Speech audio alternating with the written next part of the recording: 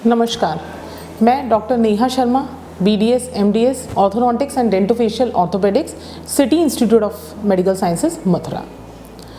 आज हम एक कड़ी की शुरुआत कर रहे हैं डेंटल अवेयरनेस के बारे में, जिसमें पर्टिकुलर हम इंक्लूड कर रहे हैं आड़े टेढ़े दांतों के बारे में, जो कि मेरी स्पेशलिटी भी है।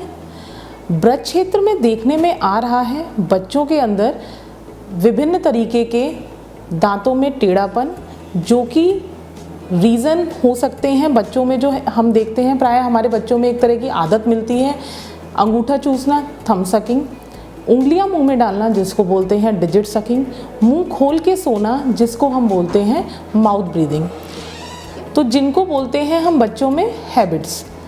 अब इन हैबिट्स की वजह से क्या होता है कि बच्चों में दांतों से संबंधित एब्नॉर्मलिटीज़ दिखाई देती हैं, जैसे दांतों में जगह बनना, ऊपर वाले दांतों का बाहर की तरफ होना, नीचे वाले दांतों का बाहर की तरफ होना, साथ ही जबड़े में विकृति, जिसमें हमारे देखने में आता है कि कुछ बच्चों में हम देखते हैं कि जबड़ा ऊपर वाला जो है बाहर की तरफ ज़्यादा है, जबड़े का एक विकास नहीं हो पाया है, जबड़ा संकुचित हो गया है, जिसकी वजह से आगे जाके डेंटल एब्नॉर्मलिटीज़ बढ़ती हैं। अब बच्चों में ग्रोथ की जो उम्र होती है वो बालिकाओं में जो हम लेते हैं वो 11 से 13 वर्ष, और जो बालकों में लेते हैं वो 13 से 15 वर्ष।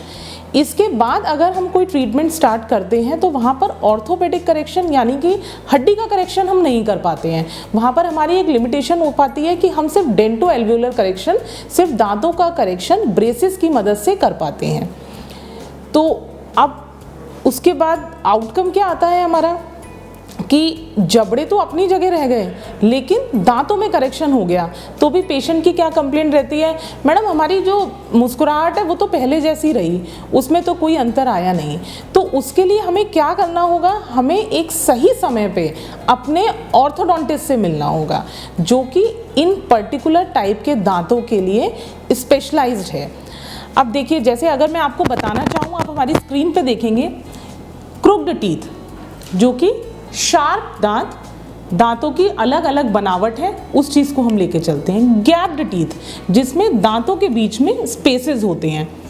ओपन बाइट, ऊपर और नीचे के दांतों का नहीं मिलना। ऐसा क्यों होता है, बच्चे जब अंगूठा ज़्यादा चूसते हैं, उंगलियां पीते हैं, या पेंसिल मुंह में डालने की आदत होती है, इस तरह की चीज़ों में ओपन बाइट डेवलप होती है। बात करते हैं डीप बाइट। ये हमारे ब्रज क्षेत्र में मेरे देखने में आ रहा है कि बहुत ज़्यादा मरीजों में मैं इस तरह की चीज़ को देख रही हूँ। ऊपर वाले दांत नीचे वाले दांतों को पूरा ढक लेते हैं, जिसकी वजह से हमारा जो नीचे जो मसूड़ा है वो पूरा डैमेज हो जाता है। प्रोट्रूडेड टीथ, प्रोट्रूडेड टीथ का मतलब दांत बाहर की तरफ निकले हुए हैं, मुंह बंद नहीं हो पा रहा है होंठ मिलाने पर भी। फिर आगे जाते हैं मिड लाइन डायस्ट्रीमा। मिड लाइन डायस्ट्रीमा यानी कि आपके ऊपर के सामने के दो दांतों के बीच में जगह बनना। ऐसा क्यों होता है, कभी कभी जो एक टिश्यू होता है जो हमारे होंठ को और दांतों को जोड़ रहा होता है वो लंबा होता है, उसमें कट लगाना पड़ता है, कट लगा के वो स्पेस बंद होता है। अगर हम आगे बात करें तो हमारे पास जो एडवांस ट्रीटमेंट या सिम्स हॉस्पिटल में अवेलेबल है, इसमें हम कटे होंठ और तालू के बच्चे जो पैदा होते हैं उनका भी इलाज करते हैं विद हमारी एक स्पेशलाइज्ड टीम के द्वारा, जिसमें हमारे मैक्सिलोफेशियल सर्जन और ऑर्थोडोंटिक टीम दोनों साथ में इस चीज़ का इलाज बच्चों का करती है।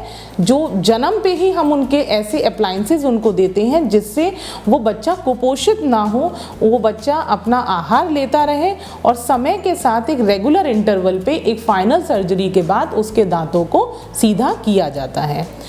अभी हमने एक नई पहल शुरू करी है, जिसमें आप हमारे सिम्स की वेबसाइट पे और अमर उजाला अखबार में आप देख सकते हैं, हमने एक स्कीम चलाई है जिसमें ऑर्थोडोंटिक कंसल्टेशन हमारे अस्पताल में मुफ्त है, उसमें किसी तरह के चार्जेस आपसे नहीं लिए जा रहे हैं। साथ ही ट्रीटमेंट कराने पर आपको 5,000 रुपये का डिस्काउंट दिया जा रहा है। यहाँ पर हमारे पास metal braces, ceramic braces, lingual braces, self ligating braces और क्लियर अनाइनर्स, जो कि अभी आधुनिक तरह की चिकित्सा पद्धति है, वो भी अवेलेबल हैं। हम चाहते हैं कि आप हमारी इस स्कीम का लाभ उठाएं और हमसे मिलें इसलिए मैं चाहती हूँ कि आप हमारे पास आएँ, हमारे अस्पताल में आएँ और हमसे दंत संबंधी सलाह लें, जिससे हम आपको एक सही रास्ता दिखा सकें और आने वाली किसी भी समस्या से आपको पहले ही जागरूक कर पाएँ। धन्यवाद।